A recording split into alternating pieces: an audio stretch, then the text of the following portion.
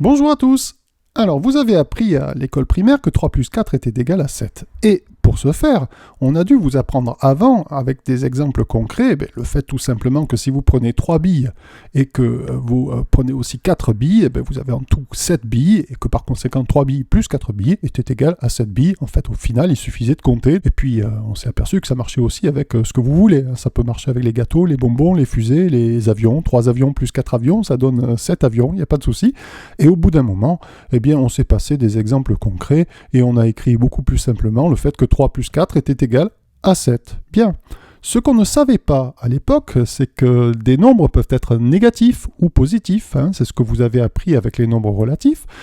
Cette addition, je vais transformer un peu l'écriture en compliquant cette écriture pour faire apparaître des signes. Vous voyez, le nombre 3, je mets plus 3 à la place, 4 plus 4 et 7 plus 7. Donc plus 3 plus 4 est égal à plus 7. Alors un peu compliqué tout ça, mais c'est pour bien vous faire comprendre ce qui va venir.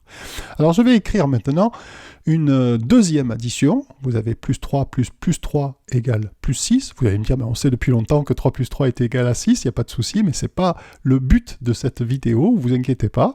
Je continue ensuite en disant que plus 3 plus 2 est égal à plus 5, et je vous demande de deviner la suite, parce que je n'ai pas pris des additions au hasard, j'ai essayé de construire une suite logique. Est-ce que vous arriveriez à deviner, en regardant les 3 additions qui précèdent, quelle va être cette quatrième addition?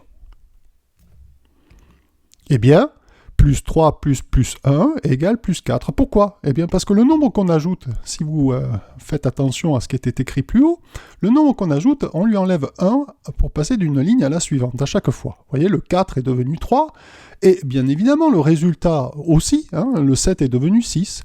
De la même manière, pour passer de la deuxième à la troisième ligne, le 3 est devenu 2, le 6 est devenu 5, et par conséquent, pour écrire ma nouvelle addition, je fais la même chose. J'enlève 1, donc 2 devient 1, et 5 devient 4, et 3 plus 1 égale plus 4. Encore une fois, vous allez me dire, oui, on sait bien que 3 plus 1 égale à 4. Alors, on va continuer, et je vais vous demander maintenant de m'écrire la cinquième addition. 3 plus 0 égale plus 3. On enlève 1 à 1, donc ça donne 0, il n'y a pas de souci. Alors maintenant, peut-être un peu plus délicat, est-ce que vous sauriez me trouver la sixième addition? Eh oui, on va franchir un cap avec la sixième addition, on va écrire plus 3 plus moins 1 égale plus 2. C'est-à-dire que quand on enlève 1 à 0, on descend en dessous de 0, c'est un petit peu comme les thermomètres, si vous voulez, on obtient 3 plus moins 1 égale plus 2. C'est cohérent avec ce qui précède. Et alors maintenant, je vais continuer. Bien évidemment, vous commencez à comprendre, j'espère, que la suivante, c'est 3 plus moins 2 égale plus 1. Ensuite, 3 plus moins 3 égale plus 0, parce qu'on passe de 1 à 0. Est-ce que vous sauriez découvrir la suivante? 3 plus moins 4 est égal à moins 1. Et oui, on est passé de 1 à 0 en enlevant 1 pour le résultat, et là on va passer de 0 à moins 1 en enlevant 1. Et ensuite, 3 plus moins 5 est égal à moins 2.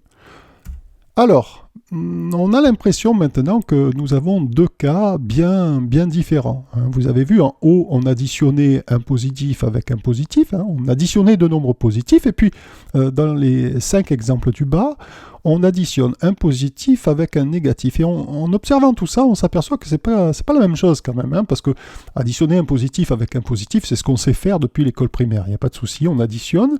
Et là, on regarde le bas et on se dit que, tiens, c'est différent. Mais heureusement, il y a une méthode qui va vous permettre de ne pas vous casser la tête et qui sera unique et qui fonctionnera dans tous les cas. C'est une méthode qu'on peut appeler « je perds ou bien je gagne ». Alors regardez comment cela fonctionne, « je perds ou bien je gagne ». Prenons un exemple au hasard, on va commencer par les exemples du haut qui sont plus simples. Vous voyez marqué plus 3 plus 2, bien, égal à plus 5. Qu'est-ce que ça signifie en termes de je perds ou bien je gagne? Ça signifie que, au final, je gagne 3, et ensuite je gagne 2. Les nombres positifs sont des gains, les nombres négatifs seront des pertes.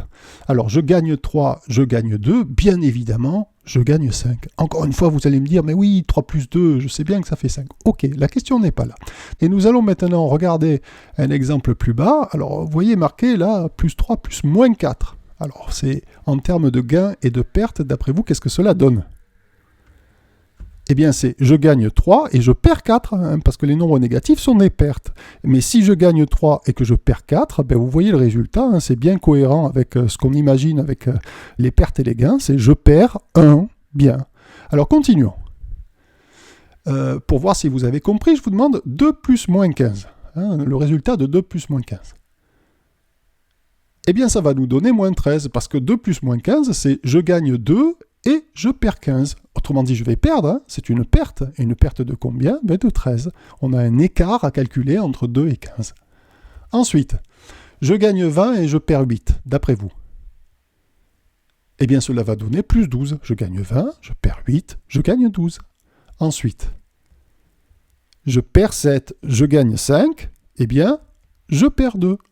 Donc vous voyez, c'est pas si compliqué que ça à la longue, hein. Vous finissez par trouver qu'avec des gains et des pertes, vous pouvez faire ce que vous voulez. Alors par exemple ici, je gagne 3, je perds 7, j'écris moins 4, ensuite je continue. 2 plus moins 7 égale moins 5, 1 plus moins 7 égale moins 6, et je vais vous demander de deviner, comme tout à l'heure, quelle va être, à votre avis, la quatrième addition.